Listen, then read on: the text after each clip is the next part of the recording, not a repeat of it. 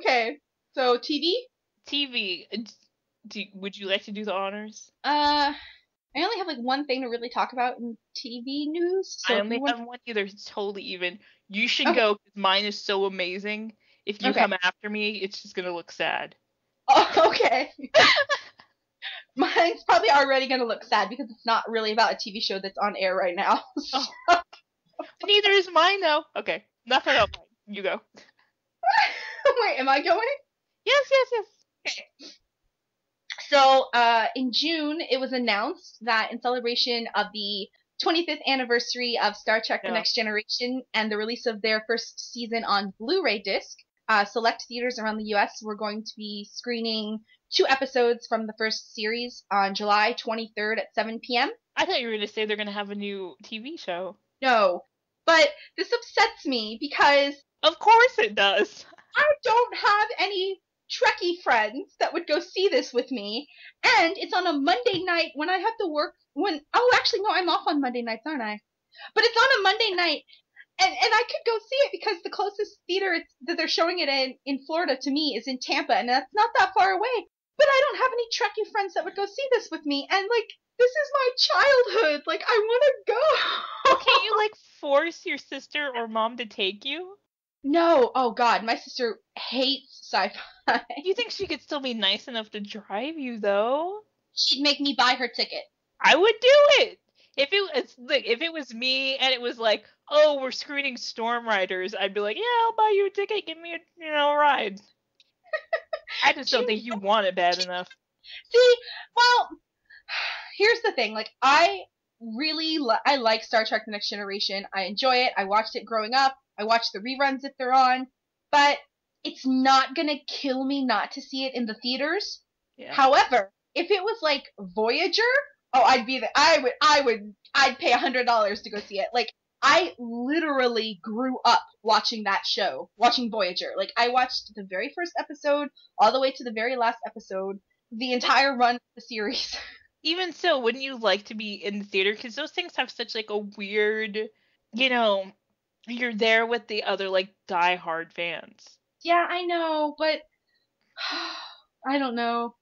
It's weird. I think you should try to go. It's the only experience I've had like that because no matter how much I love a series or a movie, I'm not going to go to a midnight showing people who've been waiting in the streets and dressed up in costumes. I would rather go to bed, sleep, watch some TV, and then go when I feel like it, Yeah. the opening actual day. So the only Yeah. weird thing that I've actually gone to is like MST3K. Well, they don't call it, they call it Riff Tracks now. Yeah. Where you have to go to this theater and they, broadcast it live across the US. Yeah. So I've gone to those, and it has such like a weird, we're all really awkward, geeky people, and we're all like sporadically put out in the theater, and we're all muttering to each other. It's great.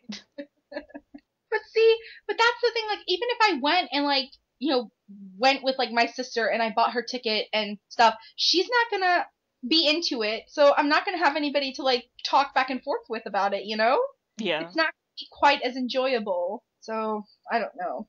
I wish they would. Like, one thing, this is slightly off topic about it being in theaters, but one thing I never really understood was, like, Star Trek Next Generation seems to be the one version of Star Trek that has continuously been on syndication. Like, I don't remember a time when it was ever off air. Whereas, like, Voyager was off air for years, and then when I was in college, they brought it back on the Spike channel. And, like, Deep Space Nine, like, I don't remember ever seeing that in syndication. I mean, it may have been, but I just don't understand why Next Generation is the one that's continuously been in syndication. Yeah. So I don't know, it just seems weird. I couldn't tell you.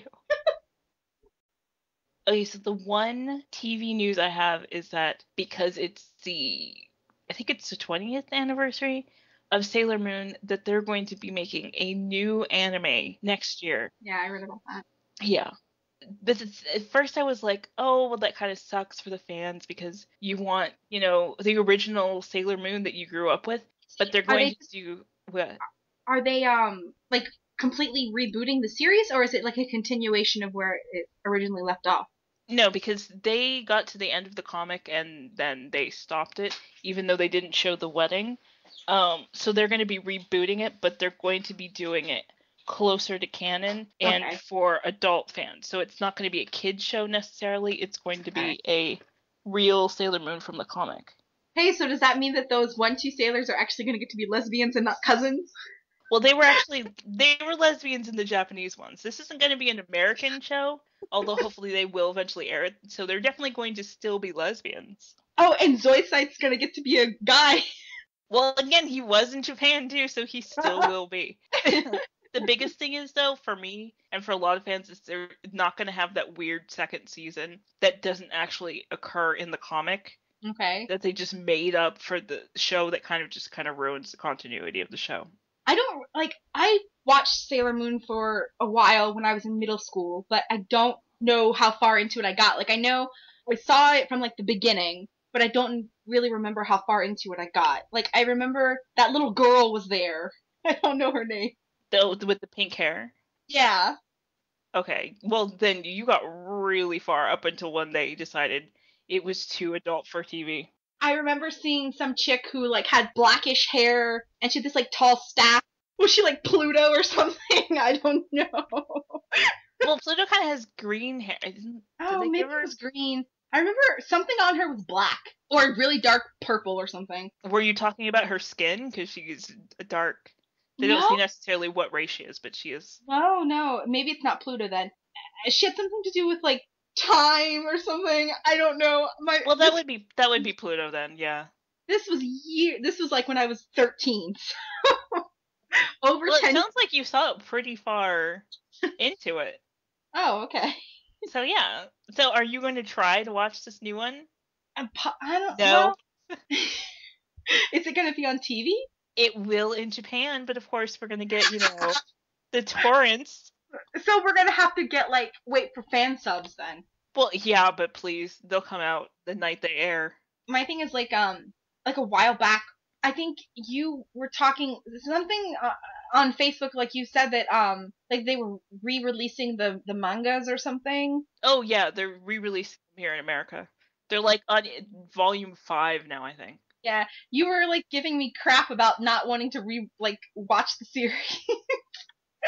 I mean, and I found a website where you could like stream all the episodes, and they had the English dubbed version, and then they had the subtitled version with the original Japanese voices. And here's what I did: like, I watched the first episode of the English dubbed one. Why? No, listen. I watched that one.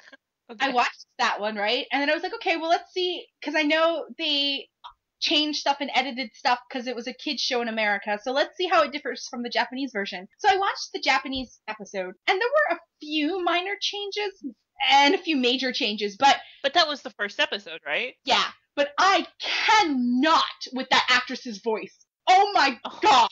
Like, that is the mousiest voice. Okay, well then read the comic. The comic is so good. Like, that voice killed me. It sounded like she sucked helium. Well, she's supposed to be, a silly teenage girl. Teenage girls do not go around talking like this. Oh my gosh! They don't sound like that. Maybe in Japan they do. Jeez, racist. I think I'm scaring my cat. Now you know why Luna was always so upset.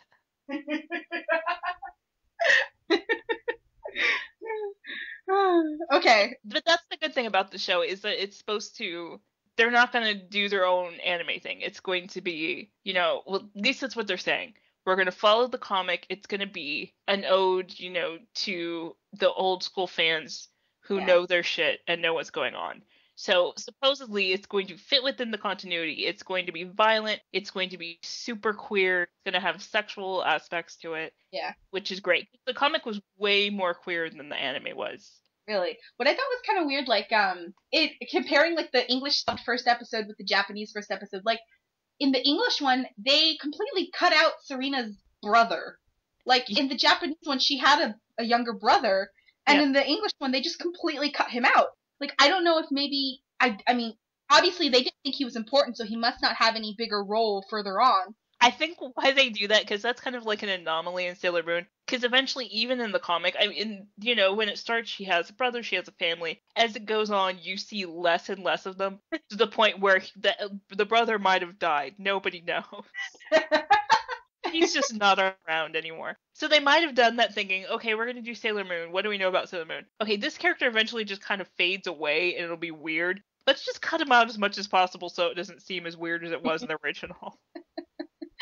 But speaking of how, like, you said that the original manga was a lot more queer than the anime, like, yeah. It reminds me of, I've never actually read it, but there was a manga called, like, Antique Cafe. And they made a live-action drama out of it on Japanese television, and a lot of people were, like, upset that the manga is like a boys' love manga. Like, it's, you know, there are gay characters in this manga, but in the drama series, there was nothing, apparently, that was remotely gay about it. Like, they completely de-gayed it. Like, a lot of people were really upset about that, so. See, that seems odd. It always seems like people are like, oh yeah, in Japan you can totally have, you know, homosexuals on kids' TV and stuff. And ironically enough, like, then the Koreans made a movie out of it, and it was all gay up in there. It seems like right after King and the Clown, we're just getting way off. But right after King and the Clown came out in Korea, and people were like, are those guys supposed to be gay? It was like, yeah, let's make a bunch of gay stuff now. We're going to be the biggest gay country ever. Although there's still a lot of opposition to that, because there was this drama called Life is Beautiful. Oh, yeah. That I actually watched some of it. I didn't see it all the way to the end. But there was, you know, there was a gay character on there who had a boyfriend. And apparently there was some group of moms who took out an ad in a paper that basically said, you know, if our sons grow up and have AIDS, it's going to be the fault of this drama. And it's like, whoa, lady, back up. Really? But you still have that stuff, you know, here too. Yeah.